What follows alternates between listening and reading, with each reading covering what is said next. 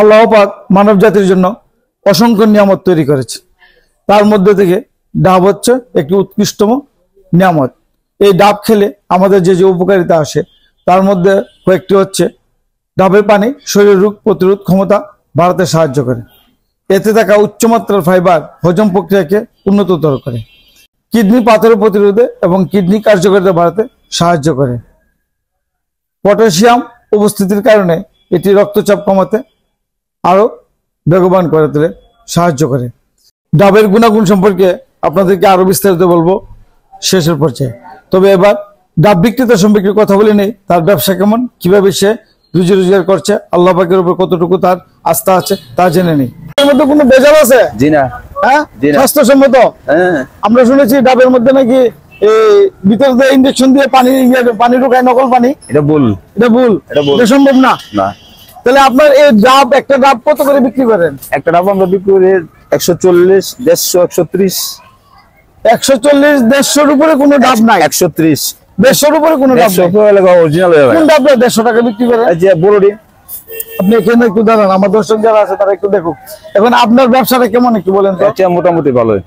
আপনি প্রতিদিন কয়টা ডাব বিক্রি করেন? 40টা 50টা মতো হন যায়। 50টা বিক্রি করেন? জি। 50টা বিক্রি করলে আপনার কেমন থাকে মনে করেন? 2700 টাকা থাকে। যে 2700, এখানে কত টাকার পুঁজি আছে? এখানে বর্তমান আছে 50,000 টাকা পুঁজি। 50,000 টাকার পুঁজি। এতে থাকা আয়রন রক্ত তৈরিতে সাহায্য করে এবং কর্মশক্তি বৃদ্ধি করে। এতে থাকা ভিটামিন এ এবং সি চুলের গোড়া মজবুত রাখতে সাহায্য করে। আসে বেশি যখন আবহাওয়া ঠান্ডা হয় বেচা কিনা কম হয়। যেমন আজকে ওয়েদারটা খারাপ, আজকে বিক্রি কম হয়, আজকে বেচা কিনা খুব কম। আপনার তো পোষায় না। এগুলো কোথেকে আসে ডাব? এগুলা নোয়াখালী, লক্ষ্মীপুর।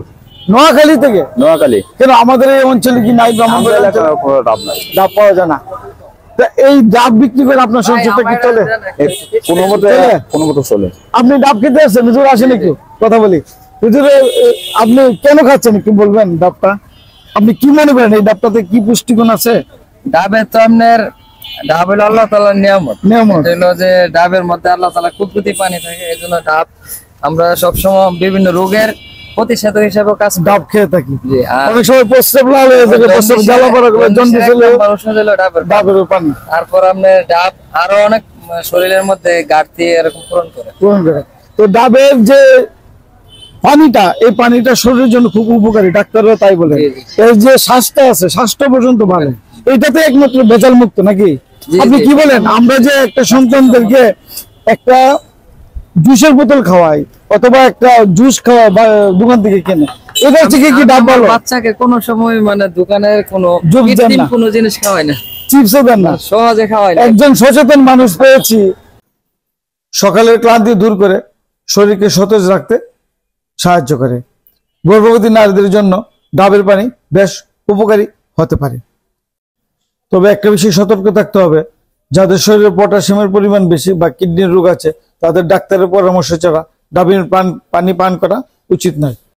আপনার বাড়ি কোথায়? আমার বাড়ি নবীনগর। ওনার সাথে কিন্তু আমার কথা নাই, উনি হচ্ছেন নবীনগর থেকে এসেছেন এখানে। উনি কেন আসছেন আপনি এখানে? আমার এখন একটু হাসপাতালে আসছে। তবে আপনার ডাব প্রয়োজন নেই। আচ্ছা, আপনার নামটা কি বলেন? আমার নাম রমজান। রমজান ভাই। আচ্ছা, ধন্যবাদ রমজান ভাই। আপনার কিছু ভাই একটা আপনার সাথে শেষ করি, আপনার এই ইয়ে দিয়ে কি আপনার সবসময় সংসারটা চলে? অসুবিধা নাই না? অসুবিধা হয় না। আমার মূল উদ্দেশ্য হচ্ছে ছোটখাটো ক্ষুদ্র ব্যবসায়ী যারা, তাদেরকে একটু তুলে ধরা। এবং এটার অবস্থান হচ্ছে, আপনি রেগুলার এখানে বসেন? যে রেগুলার। এটা হচ্ছে ব্রাহ্মণবাড়িয়া ট্যাঙ্কের পার, লোকনাথ দিঘির পার, যে গেটটা আছে গেটের বাম পাশে অর্থাৎ পশ্চিম পাশে ওনাকে পাওয়া যায়। আপনার নামটা কি বললেন? অরুণ দাস। অরুণ দাস। ওনার কাছ থেকে আমি রেগুলার ডাব খাই, কারণ আমি যাওয়া আসার সময় ওনাকে আর বলা লাগে না। ওনাকে বললে উনি পানি যেটাতে বিষয় এবং শ্বাস যেটাতে বিষয় উনি ওইভাবেই ডাবটা দিয়ে থাকে। হয়তো 150 টাকা নেই, কোনো সময় 30 টাকা নেই রেগুলার খাওয়ার জন্য। আপনারা ডাব খাবেন, ন্যাচারাল ফুড খাবেন, অর্থাৎ কেমিক্যাল যুক্ত কোনো খাবার খাবেন না। এটা হচ্ছে আমার মূল মেসেজ। ডাবের পানির নানা উপকারিতার কথাই তো আমরা জানি। পানির শূন্যতা থেকে রক্ষা করে ডাবের পানি, কিন্তু অনেকেই নিয়মিত ডাবের পান খেয়ে থাকে সেই কারণে, কিন্তু ঠিকঠাক না জেনে ডাবের পানি অতিরিক্ত খাওয়া বিপজ্জনক কিন্তু বটে। সুতরাং সাবধানতা অবলম্বন করাই উত্তম। ধন্যবাদ, সবাই ভালো থাকবেন। আজকের মতো এই